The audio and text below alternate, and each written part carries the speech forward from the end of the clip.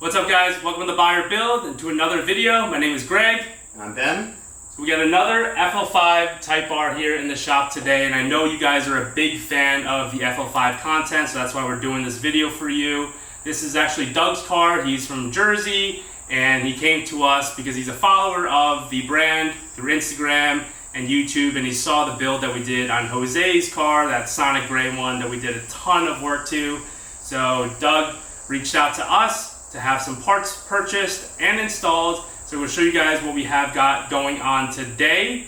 But again, appreciate you guys for following the channel, and obviously we can't do this without you. You can see we have the lift installed, the new shop, the lighting, like everything here is looking fantastic because I wanted to give you guys the best content possible for these Type Rs.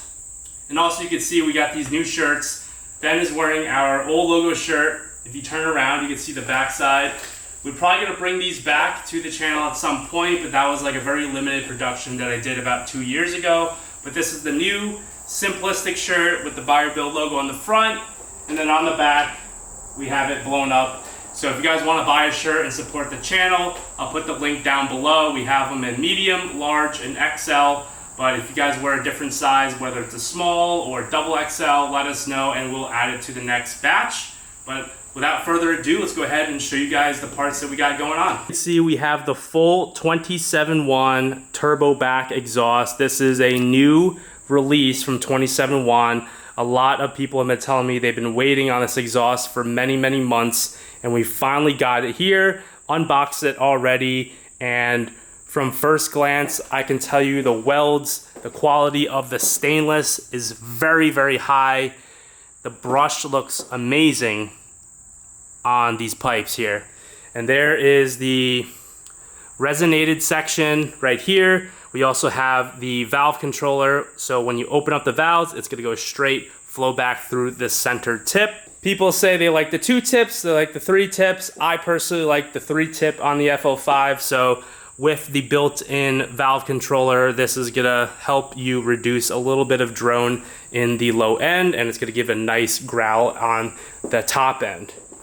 And of course, we have the 27.1 downpipe. This is a catted version. The cat's right here. Really nice piece, construction. So I'm excited to put this all together. All right, so we have some parts laid out here. We do still have some parts that are on order and coming later this week, such as a full race MHI V2 turbo and some other components like lowering springs that we're also throwing on. But let's give you an overview of what we do have, and as you can see, it is quite an extensive list of parts we got going on. So we just showed you the downpipe and the full exhaust. Over here from PRL, we sell a lot of PRL parts. This is the titanium turbo inlet, so when you pop the hood, it's going to replace that big bulky cast aluminum one, and with this nice lightweight titanium piece.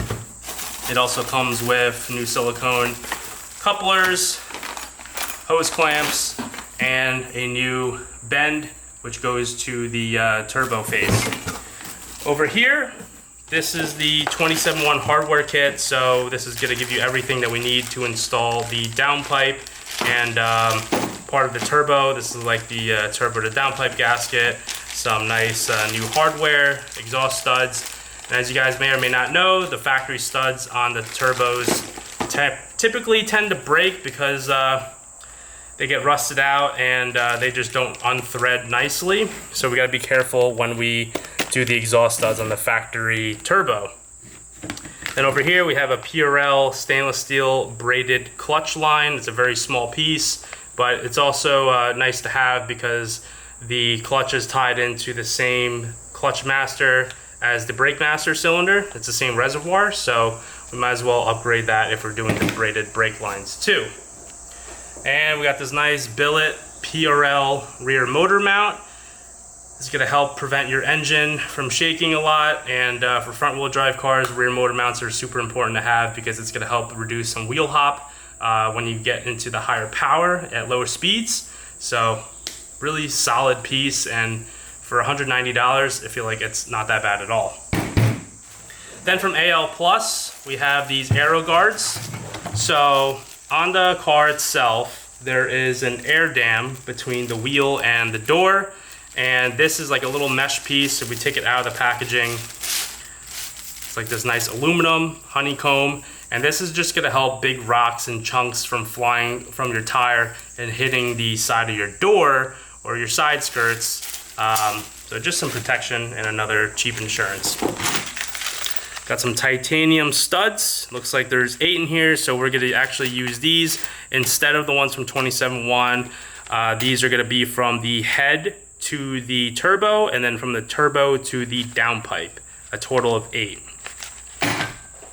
As we come over here, we have the PRL high volume intake. It's gonna give you a nice big air box. This is gonna be the front of the car, back of the car, and then the filter is going to be on the inside of the box. But the PRL intake is a very popular piece, and for a long time it actually took a while for companies to start making intakes for these cars. But it comes with all the couplers and the hose clamps that are required too. And then another accessory that's going to be nice, we have some TSP by PTP heat shielding. This is a turbo blanket, and then over here we have the one for the downpipe. So a lot of heat buildup in the engine bay, and the factory aluminum ones, they do their job, but these are much lighter and these are probably way more efficient than just the factory heat shield. And then lastly, what we have, got this nice silicone hose coupler. This is going to replace the OEM plastic one, and it comes with all the matching hardware as well. Let's go ahead, get into the car, and we'll start tearing it down and show you what's all involved in doing a full bolt-on FL5 Type R. I'll show you guys the lift in action. You're gonna bring it all the way up until it's just a couple inches from the ceiling. And I'm gonna go ahead and show you guys undercarriage and why we love working on brand new cars, because they are so spotless. Gonna do an oil change after the new turbo is installed, but we have the whole exhaust removed as of yesterday. Otherwise, we don't have to work on that right now. But essentially, this is the downpipe. There's a factory downpipe, so we gotta remove these brackets from here. Gotta take these 2 bolts off from here. I think they're 14 millimeters. And then there's some bolts on the side of the downpipe, like heat shields and whatnot, that have to come off. Then it goes into the front pipe, which goes over the motor mount and then comes back down over here. And then this is technically where like the catback starts, goes here, goes back, and then splits off into some mounts, total of 4 mounts in the back, and then triple tips out the back. We have the wiring harness for the valve. So we have to transfer the valve over from the factory exhaust, put it on the 27.1. So we actually start building from our way back, and we can go forward and then figure out the front pipe last. We just unboxed these, forgot we actually even had them. But these are the Paragon P3 front and rear pads. And we also got the titanium shims. This will help reduce heat transfer from the pad into the caliper, effectively reducing your brake fluid temperature. And we're also going to put in DOT4 ATE Type 200 racing brake fluid. So in preparation, if he's going to track this car, we'll have it all ready for him. We got the car in the air while he's doing the downpipe. I'm going to go ahead and start on the brakes. So I got this nice little pin tool. It's got a little dimple on the inside, so that fits right over the pin here on the caliper, so it doesn't slide off and we don't damage the paint on the caliper itself. So go ahead and we'll pop these out.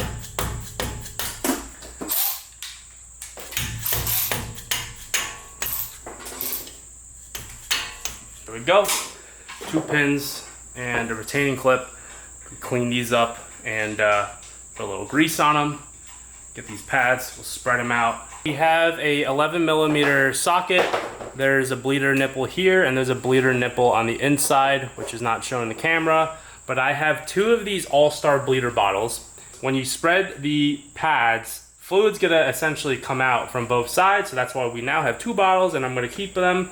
And all the old fluid in here is gonna go straight in here. So later on, we don't have to bleed all the fluid that we just pushed back into the master. And these pads are like basically brand new, because the car is like brand new. So probably not a lot of fluid would come out and go back into the master anyway, but we're just gonna do it. So crack one.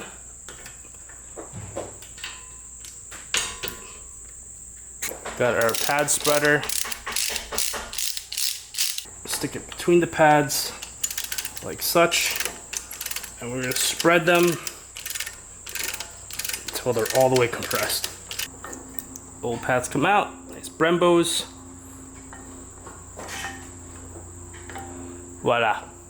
I always use the Permatex brake lubricant, good stuff, gone through many bottles. And now we're gonna make sure we put our titanium shims on. This goes on the outside closest to the pistons. 3 is good for like aggressive street driving with like maybe a little bit of track. So what I like to do is I put a little bit here, a little bit there, spread it around. We'll get the shim like that. Get the other one. Put it in here, like that. Put a tiny bit of lube on these, not too much. Tap these back into place. Alright, so we have our Autel. We're going to put this thing into brake pad maintenance mode so that it releases the rear parking brake, fully retracts it. So enter and click OK.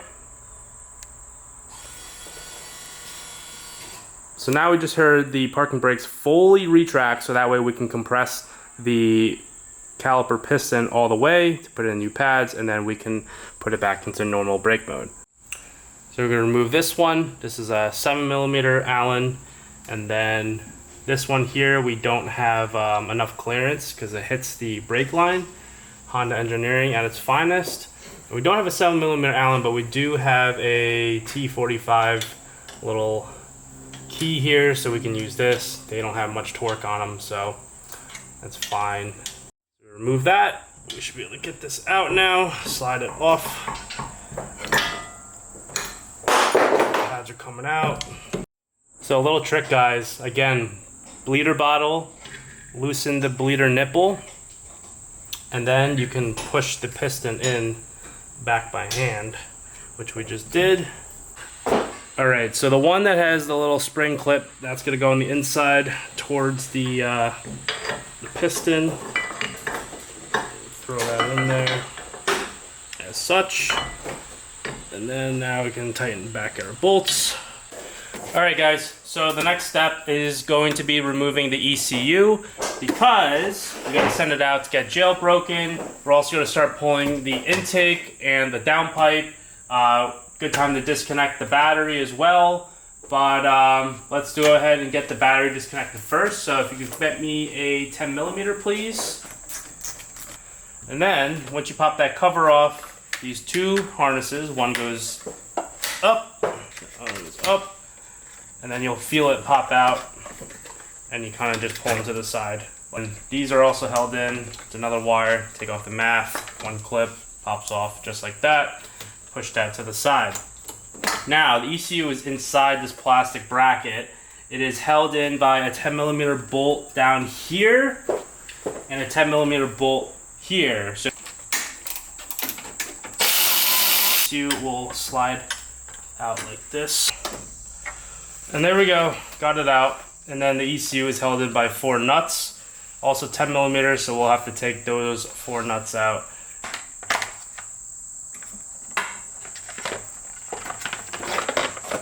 There we go. Send it out for jailbreak. We'll go ahead, we're going to remove these 2 10mm nuts that hold the intake tube on. There it is. There we go. Put that off to the side.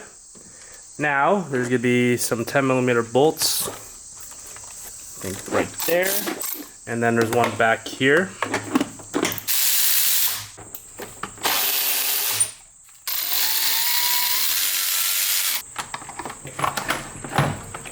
Out she comes. Yeah. Alright, so we removed the valve cover trim. Go ahead and take off the inlet. So there's going to be some 10s holding it to the coolant pipe. Yep. Alright, so on this side, there's going to be some vacuum lines, stuff like that, and these all just pop out. But what we're after right now, there's a 10mm right there holding on the plastic, and there's another 10mm down here. If I can get my finger on it, that one comes off too, and this whole plastic trim piece will become loose. We're going to need to get access to the 12mm bolts that are holding the inlet pipe to the turbo. Essentially, now your inlet is nice and loose, so we got everything off, no more bolts on the inside, and then we can kind of fish it out from around the hoses. Now we got access to start taking off the heat shield to the turbo and the downpipe, and over here, we're about that a little bit later. Something I do recommend getting though are some radiator hose clamps, because if you don't clamp these hoses, you're gonna get so much coolant spill for when you take the lines off, because we have to take these lines off the turbo. This top one goes up here, they're here, through the water pump and all that, and then this one goes down there. That one's the water pump, and that one's the stat. So usually I clamp the hose here, and then I take this clamp off, and then I take then I actually clamp up here too. I usually clamp it as close to the head as possible, and then obviously there is still going to be some drip for the fluid that's still trapped in his pipe. It should be 12mm up on the top and the sides. We already got the O2 sensors off. The primary one clips onto this bracket, and the secondary one clips onto this bracket. It's literally all clips holding onto the bracket and to the harnesses. So very straightforward. 22mm O2 socket. The wire goes up in here, and it just fits up on the heat shield, and we can take that off. Alrighty, got the heat shield off. Next up is going to be removing the downpipe. Alright guys, we got the induction heater, brand new. We're going to stick it on these nuts, and we'll see how fast they turn red. Alright, so we're running about a minute now. You can see it's starting to glow. Getting hot. Alright guys, got our little temp gun. It is at about 450 degrees, 490, yeah, roughly 530. Feels pretty good so far.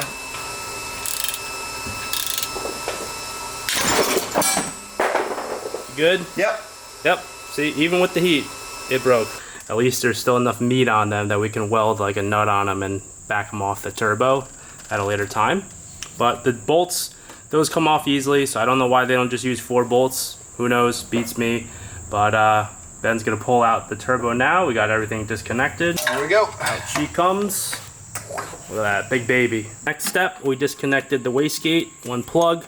There is gonna be a little vacuum hose onto the bypass valve.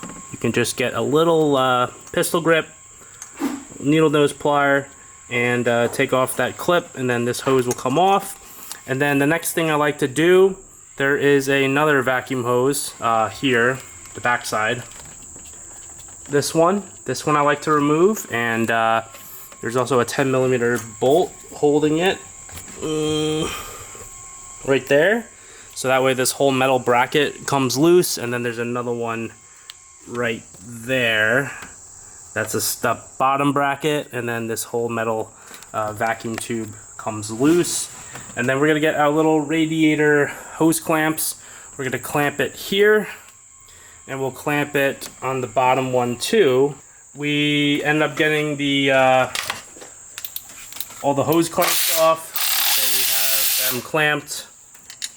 And then now we're gonna go ahead and remove all the turbo brackets. Underneath there's 2 14mm bolts that basically bolt the turbo to the block. And then we also have to remove the oil feed And then there's a 10mm bolt right there on the bottom feed where it meets the block. So that's gonna come off, and then there's one hose clamp that holds the oil drain onto the pan. Once those are all out, take out these 4 nuts and bolts, and the whole turbo can pull off. And then just last thing, to take the outlet off. There's two 12mm there too. Got the car back up in the air because now, while we wait for the new turbo to show up in the mail, we're gonna do the rear motor mount. So the rear motor mount is this piece right here. We just got to jack up a little bit just to get the weight off of the mounts. That way we can remove this bolt and that other lower bolt there. Okay, so removing the bolts. What size? 19 mil. 19 mil. I think the rear is a 17. I haven't checked.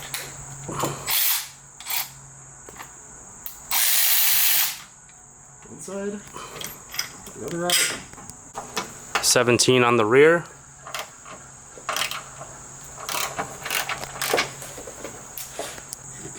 There it is. Got it. There she goes. Let me see the orientation of how it came out. Just like this? Just like that.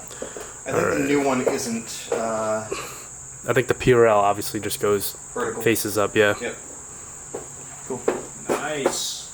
Look at that bushing. So much more room compared to the new one. That's a unit. You'll feel a little bit of more noise vibration.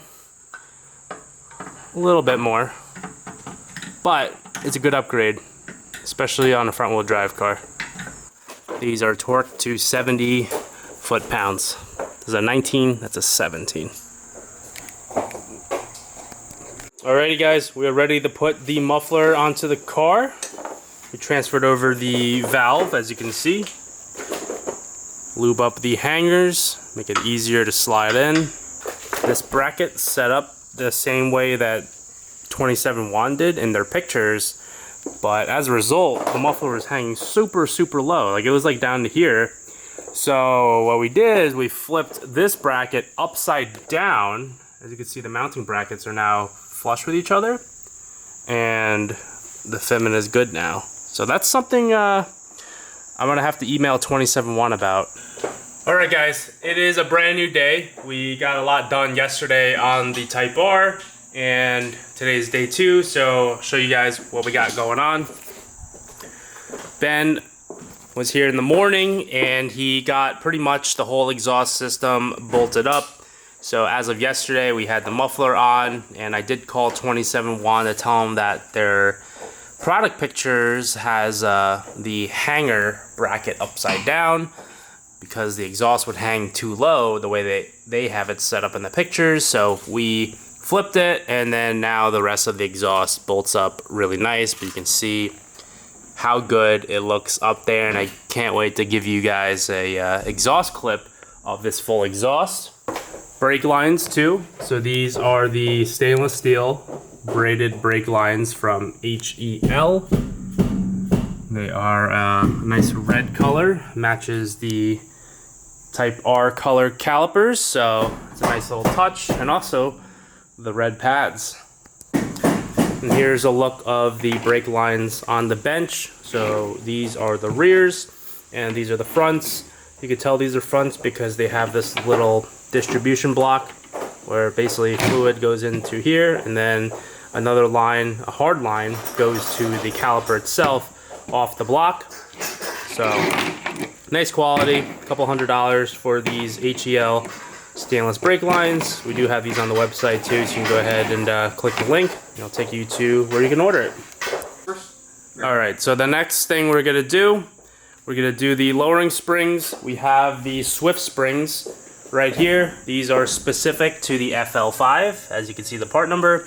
So again, links to purchase are in the description. But a lot of people who do these installs, sometimes you risk the axle popping out of the transmission, and to get it back in, not always the easiest job, and then sometimes it could leak fluid from the axle not being sealed properly. So what we do is cheap insurance. We take off the axle nuts on both sides, here they are. They're literally $7 each from the dealer, so for $14 you get new axle nuts, and you don't risk popping the axle out. Give you guys a quick rundown on how we take the struts out. So there's going to be electrical connector here on the strut for the electronic dampening. So you're going to unclip that. Then you're going to unbolt your upper end links. And there's 2 nuts and bolts that are holding the strut to the knuckle. We're going to take those out. There's also going to be a headlight leveling sensor right there. That's bolted into the lower control arm. You're going to unbolt that. I think it's a 10mm. Then you're going to unbolt these brake lines. So there's going to be a bolt holding it onto the bracket here. Some electrical wires. But essentially you want to get everything unbolted, unclipped, so nothing is hanging. Alright guys, so we removed the driver's side strut from the car. It was pretty much a really big pain in the butt because this side did not want to come out of the knuckle. Had to get a really big pry bar, and it finally popped out.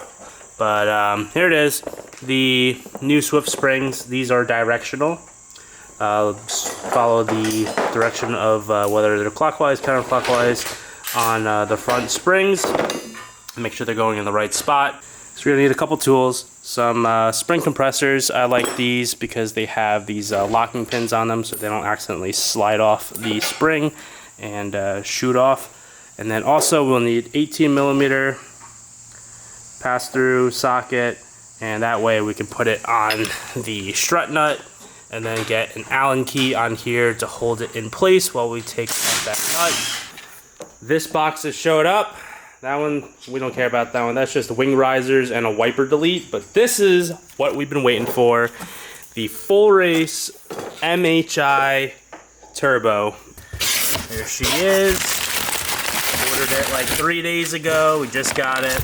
So here's the install kit. Comes with all the new gaskets for everything. The charge pipe, the turbo to down pipe. And it even comes with this new coolant pipe, which we don't use because that is for the Type R. No, sorry, that is for the Accords, not the Type Rs. And then we get some new studs, some new nuts. We're not going to need those because we got the titanium ones going in. And look at this beauty. MHI Turbo. Thing looks nice. And a lot of people ask me, Hero Turbo or RV660 or MHI. I always tell them to go MHI because it's going to be the best in-between turbo. It's got a little bit more top end than like the Hero, but it's got less top end than the RV660, so you're going to have more bottom end torque. And what I like about the full race ones is that it actually comes with the brand new wastegate actuator, already pre-installed and calibrated, so you don't have to transfer over the one from the factory like the Curos do. And when you take this off, it could throw out the calibration just slightly, but this one comes with a brand new one, so you don't even got to worry. Check it out. We're going to put the new Boomba Racing bypass valve to replace this little cheapy aluminum one. But yeah guys, decided to throw this in. I got it nicely unwrapped here so you can get a nice good look at it.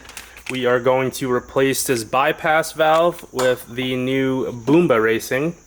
It's nice billet aluminum red bypass valve. Comes with all the new gaskets, seals.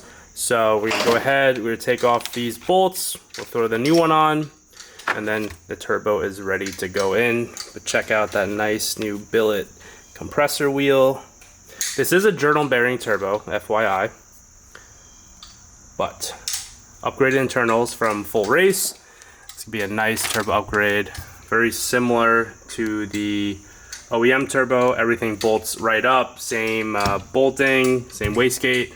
So it's just a matter of throwing it back onto the car.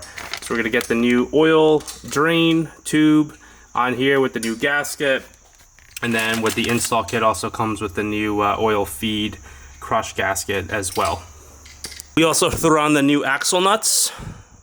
These are one-time use. We torqued these to 242 foot-pounds. We little dimpled it right there, so there's no chance that it will ever back off. And then we also finished up the braided brake line install, so you can see the new HEL lines, and we bled the fluid with ATE Type 200. And lastly, we got the AL Plus rock guards installed on the fenders. So again, any big rock chunks that might fly off from the tire would normally go through the fender vents here, but because of these honeycomb mesh design, it'll block those rocks from damaging the paint on your doors. And we also have the rear Swift springs installed. Yesterday we only had the fronts in, but now you can take a look at the rears. So the suspension is buttoned up, and we convinced the owner to throw on some 15mm wheel spacers just when we lower the car. The stock wheels don't sit so turtle-like inwards, so it's gonna bring out the wheels and sit more flush with the fenders. And 2 days later, after we shipped out the ECU, we got it back from IMW. So when the car is ready to go back in, we'll have a unlocked, jailbroken ECU that we can pair a new Honda Flash Pro to. So we're torquing down the titanium studs, both into the turbo on the hot side, as well as the head on the car. We already did those. Looking real nice. We got the new turbo in, titanium exhaust hardware, which will be really nice when it gets hot. Almost all the lines are back in. I'm just putting the oil feed back on right now, and this thing should be ready to rumble soon. Yeah. Look at that Boomba Racing bypass, looking nice in there. It's a really nice piece of kit. We just wrapped up the turbo install as well as the hybrid heat shields. They were kind of a pain to get these springs on, because there's what, 12 of them? 12 of these, 11 of these springs, and with a confined space, you can tell it's kind of challenging, but the end result is very nice. Really nice heat shields. And if I told you how much these were, I think these are $600 for the downpipe, and for the turbo it's $300 from looking at their website. But it's like the best heat shield you can get for keeping it cool, and obviously it looks incredible in here. So yeah, $900 worth of heat shield blankets, but it looks great. Anyways, the O2 sensors are all in, as you can see down there, and the primary. So now it's just a matter of putting on the new PRL titanium turbo inlet. So that's going to bolt up here with a brand new gasket and clip into our coolant pipe, and then we have to transfer over the rubber grommet, which goes... What rubber? Oh, on this part? On the titanium inlet, there's a little rubber grommet that's going to go into the top of the head right here. Oh, yeah. So we got to pull that off the OEM inlet pipe. And then it's just a matter of putting on the new PRL intake and the ECU box, and that's it. We'll get it ready to fire up. Take a look at everything. Flows really nicely. Got the heat shields, new silicone pipe, the intake, ECU's back in. Looks fantastic. And once again, he will be back. We're going to do the charge pipes and the front mount intercooler, as well as an upgraded radiator, and we're going to get the Acuity reverse flow coolant hoses, and then this thing will be making some serious jam once we get the data log revisions back and forth. But just looking at everything, if you guys like what you see, make sure you hit us up. We got the parts and the installs for you guys. Alrighty, we'll take a look underneath the car. You can see the beautiful 27-1 front pipe where it meets the downpipe, and the new PRL rear motor mount that we installed a few days ago. We're going to run the engine for full heat cycle, make sure there's no leaks or noises, and then we're going to give him an oil change with brand new oil. But take a look at this exhaust all the way back. This is an 80mm exhaust, so not quite 3 inches. It's like 3.1 inches or something like that. So that was like their selling point. It's not just regular 3-inch pipe. They had to go a little crazier. But I'm sure it's going to sound crazy. So you get a nice exhaust clip with a full 27-1 turbo back.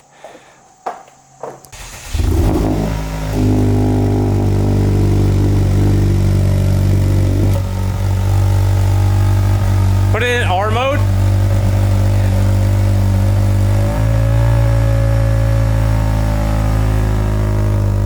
Pretty quiet.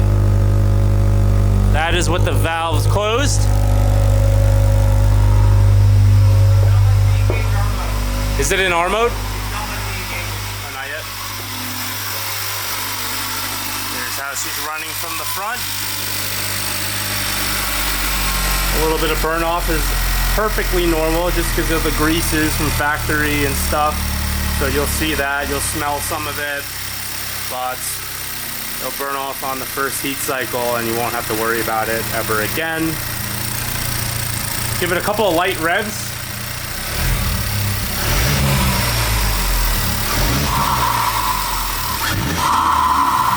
Yeah. Oh yeah. Sounds amazing. Whisper quiet. Alrighty, we're on the first test drive.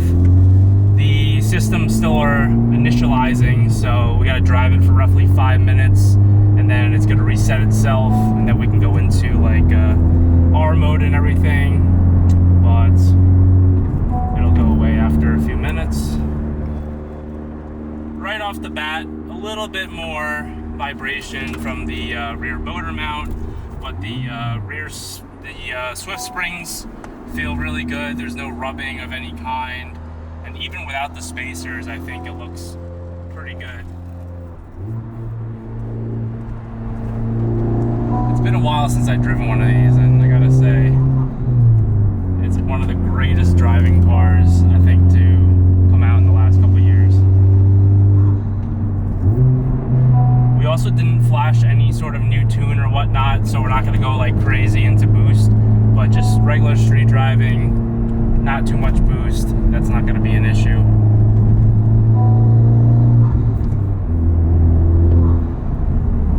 We also gotta bed in the new brake pads too, because we put the Paragon pads in. Ooh, you guys are blowing crazy leaves. I guess we know the brakes work. Jesus Christ.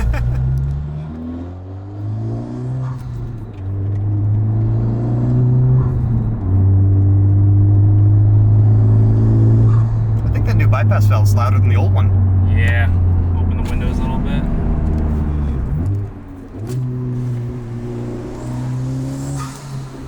Sounds good. Sounds really cool.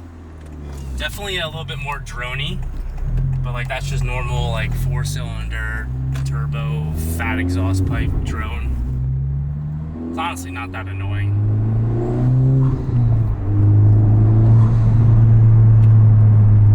Honda things. Real nice.